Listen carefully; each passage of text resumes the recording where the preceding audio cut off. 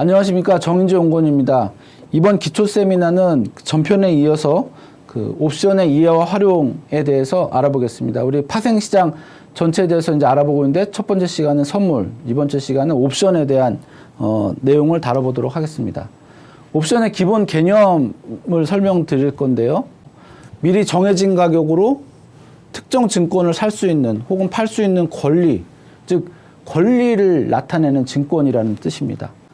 콜옵션이라는 거는 미리 정해진 가격에 살 수 있는 권리를 갖고 있는 걸 옵션을 말하고, 풋옵션은 팔 수 있는 권리를 갖고 있는 옵션을 말합니다.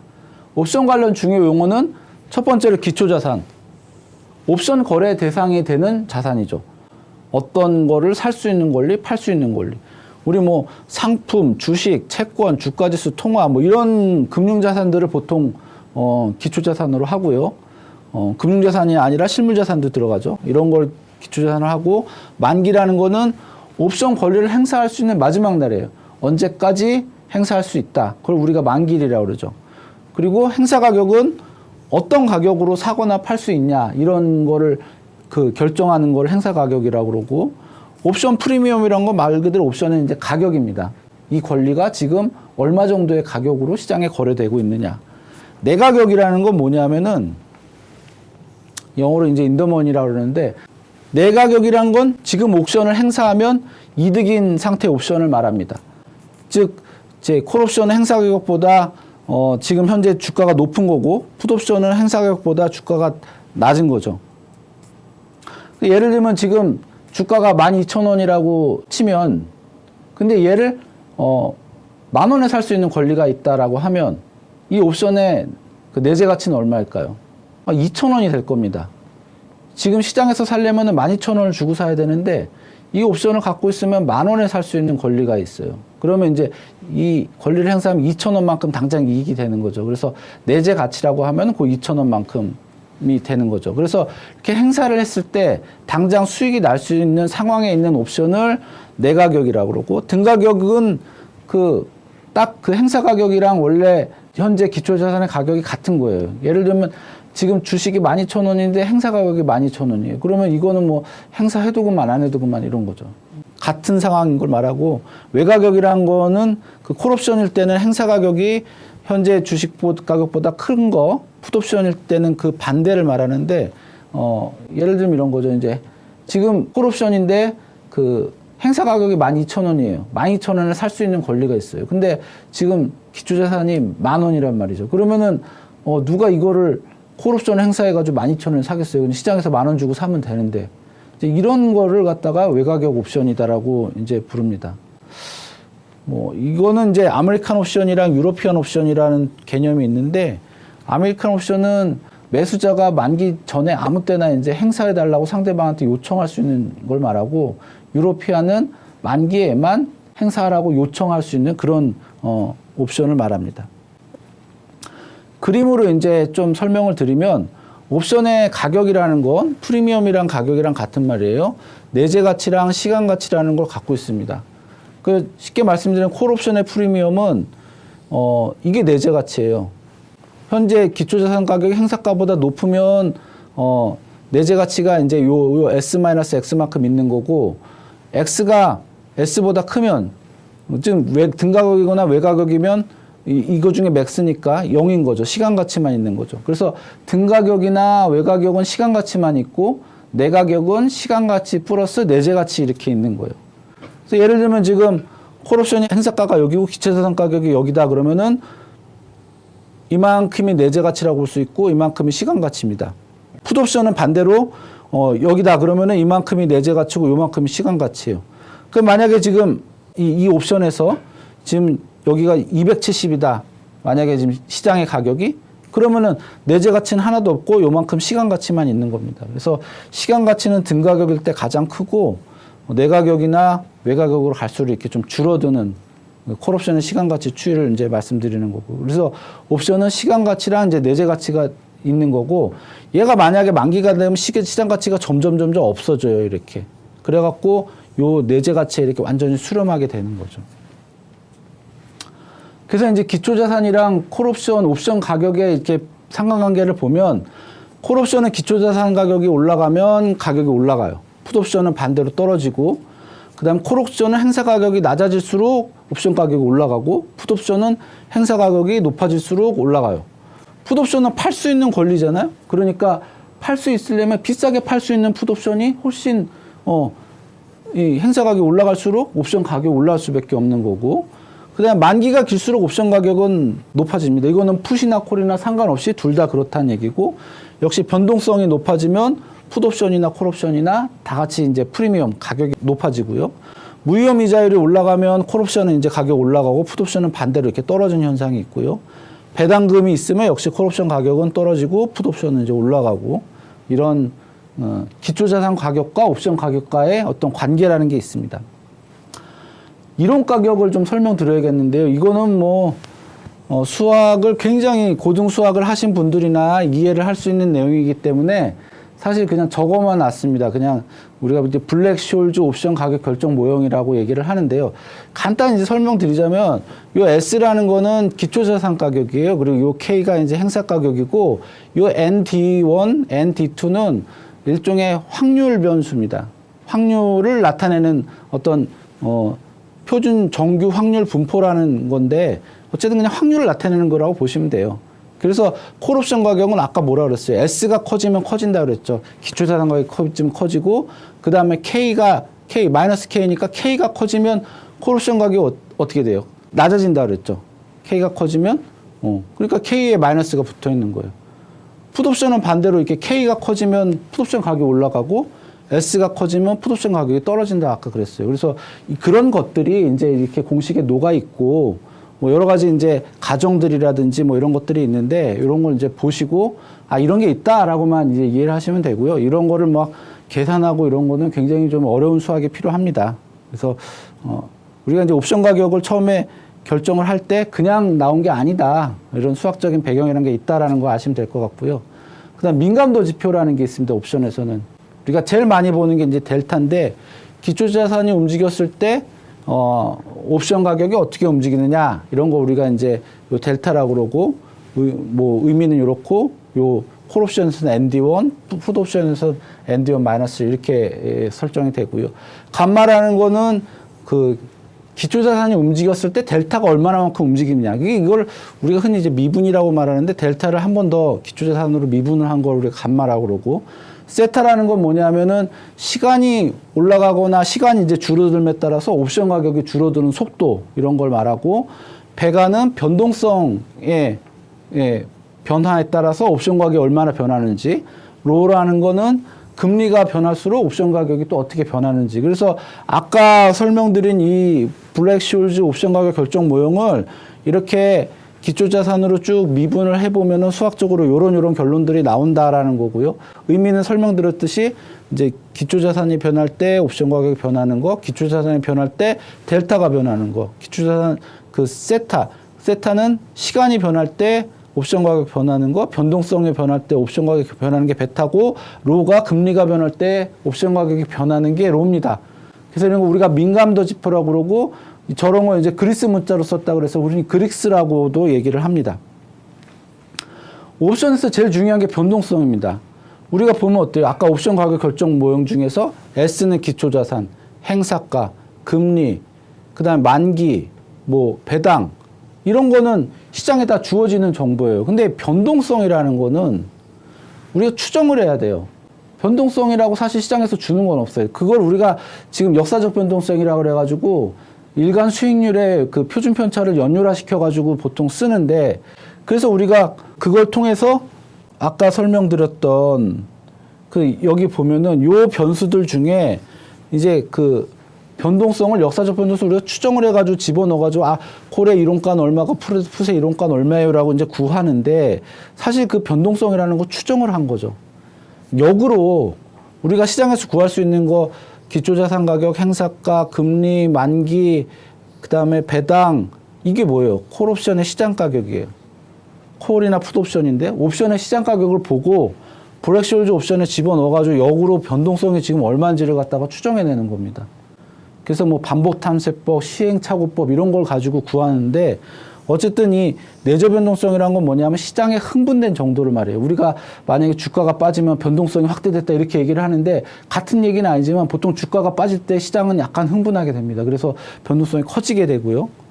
그래서 이 변동성의 그 옵션 가격의 수준을 말해주는 게 변동성이고 그거는 블랙쇼ल्저 옵션을 통해서 역으로 옵션 가격에 내재된 변동성 얼마인지 이제 찾아내는 과정을 거친다. 그래서 여러분들 이런 계산 하실 필요는 없고 우리 뭐 HTS 같은 데 보면은 뭐 내재 변동성 얼마다라고 나옵니다. 그걸 보면서 이제 옵션 시장이 얼마나 이제 매수가 강한지 매도가 강한지 이런 걸 이제 보시는 거예요.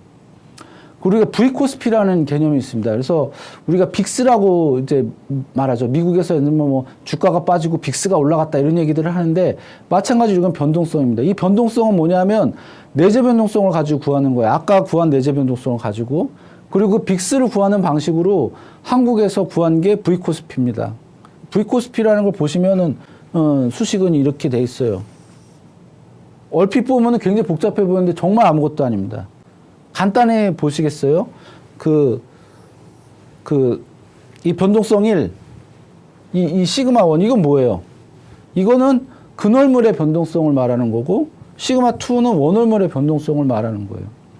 그래서 근월물과 원월물에 어떤 가중치를 준다, 이렇게 보시면 될 것 같고, 이거는 뭐 차월물 만기까지의 분, 그리고 연간 총분. 그걸 차월물 만기까지를 갖다가, 예를 들면 뭐, 한 40일 남았다? 그러면 그때까지 분을 연간 분으로 이렇게 나누는 거예요.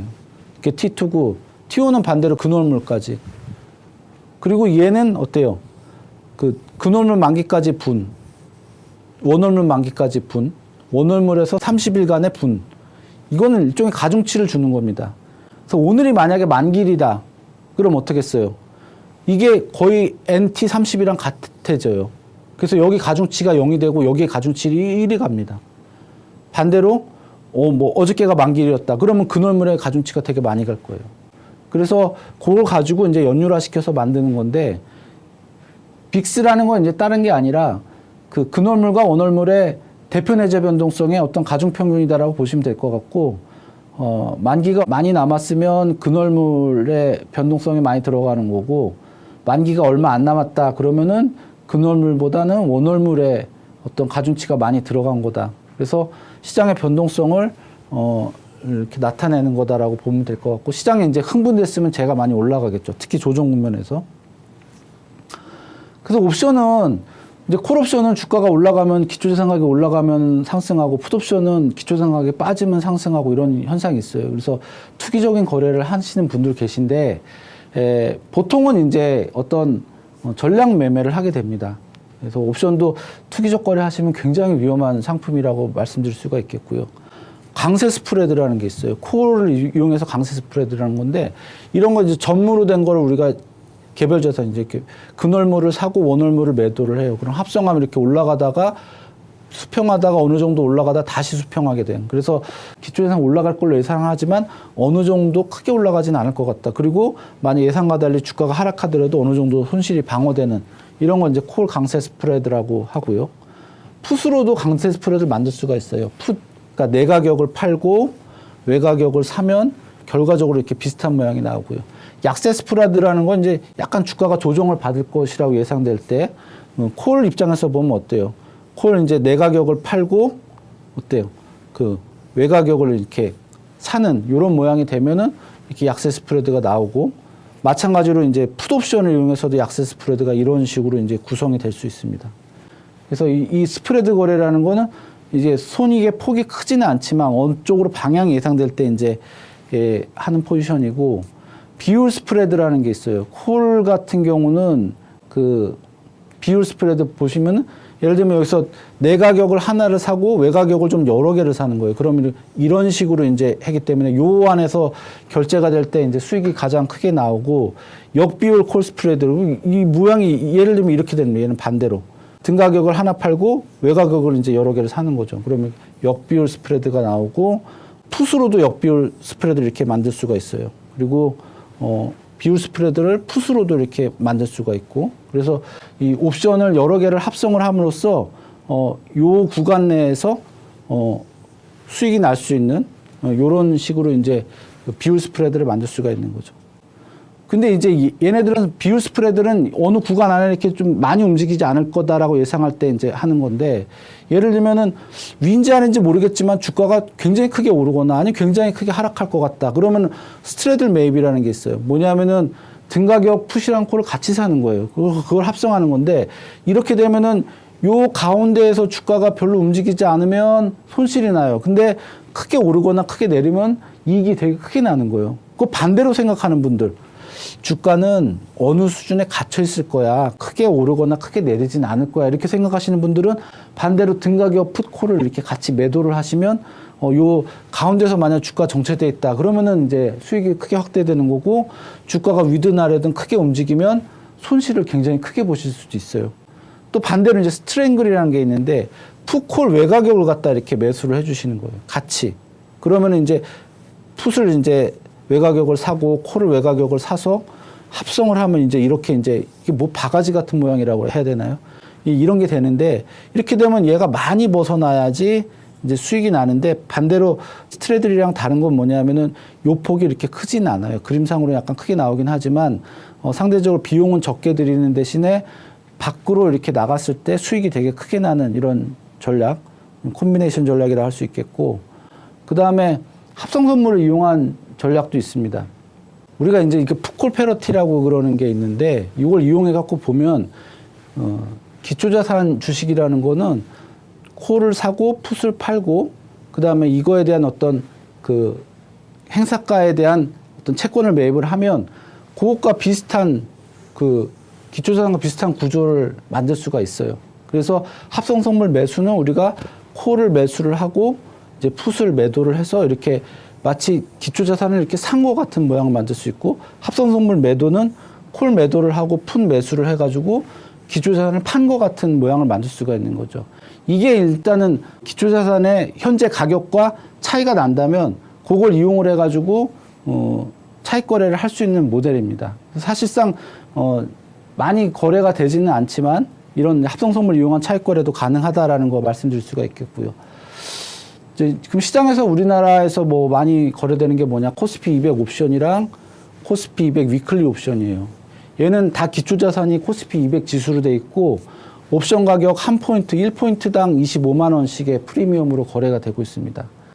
그래서 프리미엄이 10포인트 미만인 애들은 최소 거래 가격이 0.01포인트, 2,500원이고 10포인트 이상인 거는 0.05포인트, 즉 12,500원이 됩니다. 그래서 이것까지는 이제 같은데, 얘는 어때요? 만기가 한 달에 한 번 오는 거예요. 매월 두 번째 목요일이 코스피 200 옵션의 만기일인데, 위클리 옵션은 어때요? 말 그대로 위클리예요. 그래서 첫째, 셋째, 넷째, 다섯째 목요일이 만기입니다. 그래서 얘는 거래되는 기간이 일주일입니다. 이번 주 목요일 날 예를 들면 얘가 상장이 됐다 그러면 다음 주 목요일 날 만기예요. 그래서 만기가 되게 짧은 종목이죠. 일주일짜리. 얘는 한 달짜리고, 얘가 만기일 때는 위클리 옵션이 거래가 안 됩니다. 이게 2019년 9월 달에 처음 거래가 됐어요. 그래서 이제 20년, 21년 이제 횟수로 3년 차인데, 목요일 날 얘가 만기인 날 거래하는 걸 보면 코스피 200 옵션보다 위클리 옵션 거래량이 조금 더 많습니다. 뭐 매번 그런 건 아니지만 거의 그렇습니다. 그래서 위클리 옵션 거래가 상당히 늘고 있다는 걸 말씀드릴 수가 있고, 거래 시간은 선물이랑 같아요. KRX에서 거래되는 거기 때문에 9시에서 15시 45분까지고, 최종 거래일은 9시에서 15시 20분까지 이렇게 거래가 되고 있습니다. 예, 그래서 이번 시간에도 그 파생 상품의 중에서 옵션에 대해서 살펴봤는데요. 혹시 그 옵션 거래는 좀 투기적으로 하시는 분들이 조금 많이 계신 것 같습니다. 개인 투자자분들은 보통 이제 매수 플레이를 많이 하시는데, 리스크가 큰 상품이기 때문에 특히 거래에 주의하시기 바랍니다. 지금까지 뭐 파생 상품의 이유 중에서 옵션에 대한 설명이었습니다. 수고 많으셨습니다. 감사합니다.